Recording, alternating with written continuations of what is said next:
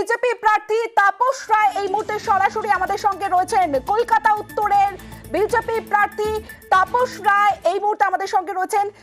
তাপস বাবু, অনেক অনেক স্বাগত। প্রথমেই প্রার্থী তালিকা আপনার নাম রয়েছে কলকাতা উত্তরে, কিন্তু প্রথমেই যে বিষয়টা আপনার কাছে জানতে চাইবো যে লড়াই কতটা কঠিন হতে চলেছে। কোনো কঠিন লড়াই নয়, অত্যন্ত সহজ লড়াই। আমি একজন রাজনৈতিক কর্মী, দীর্ঘদিনের মানুষের সাথে থাকি, কর্মীদের সাথে থাকি, সব সময় আমাকে পাওয়া যায়। 52 বছরে আমাকে পাওয়া যায়নি এমন একটা দিন কখনো সাধারণ মানুষ এবং কর্মীরা বলতে পারবে না।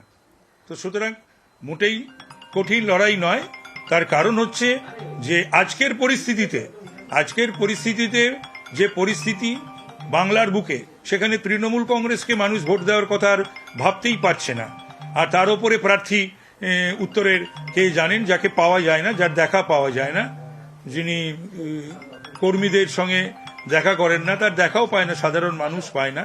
এটা খুবই দুর্ভাগ্যের এবং দুঃখের বিষয়, এবং সেটা সর্বজনবিদিত, উত্তরের মানুষরা জানেন। তাপস বাবু, অবশেষে কি মর্যাদা পেলেন?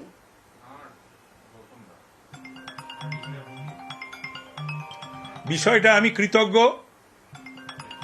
ভারতীয় জনতা পার্টি পরিবারের প্রতি, কেন্দ্রীয় নেতৃত্বের প্রতি, রাজ্যের নেতৃত্বের প্রতি, যে তারা আমাকে এই সুযোগ, এই সম্মান দিয়েছেন এবং কলকাতা উত্তরের মতন একটি সম্মানজনক কেন্দ্রে আমাকে লড়বার জন্য তারা মনোনীত করেছেন।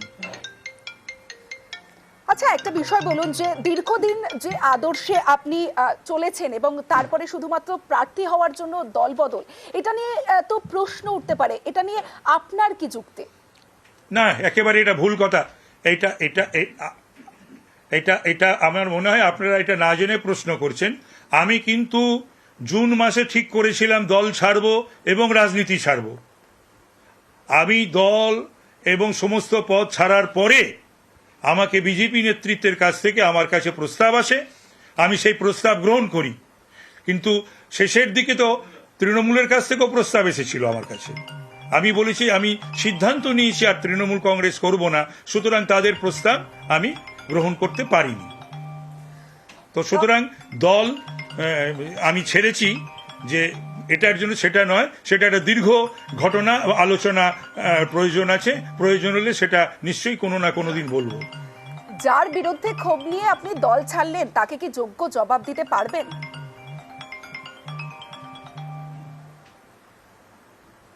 আমি আশা করি ওপরে দেবতা, নিচে গণদেবতা, সুতরাং এই দুয়ের আশীর্বাদ পেয়ে আগামী দিনে কলকাতা উত্তরের প্রতিনিধিত্ব আমি করব বিজেপির প্রার্থী হিসাবে। তাপস বাবু, পুরনো সঙ্গীদের কাউকে কি পাশে পেতে পারেন?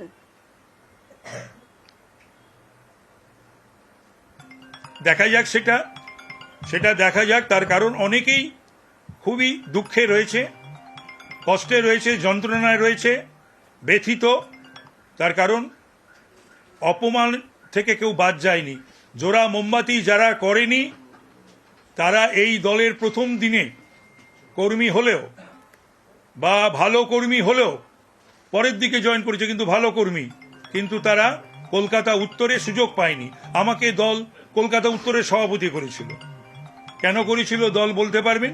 এবং তারপরে সুদীপ ব্যানার্জির অনুরোধে মেসেজ এবং ফোন কলে বারবার ওই যাকে কুণালের ভাষায় ন্যাগিং বলা হয়, সেইটাতে আমাকে 7 মাস পর সরিয়ে দেওয়া হলো। সুতরাং ওনার পছন্দ অপছন্দের ওপর তৃণমূল করা এবং না করা নির্ভর করে। সুতরাং আমি অপারগ।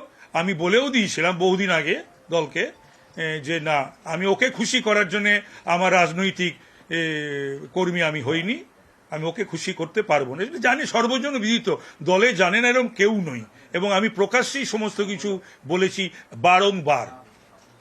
তাপসবাবু, আপনার ছেড়ে যাওয়া বিধানসভায় বিজেপির কাকে প্রার্থী করলে আপনি খুশি হবেন? কারণ এই প্রশ্নটা করছে একই সঙ্গে ভোট, তাই। বিজেপি যাকেই প্রার্থী করবে বরানগর কেন্দ্রে, আমি তাতেই খুশি হব এবং তার জন্য যা করার আমি করব।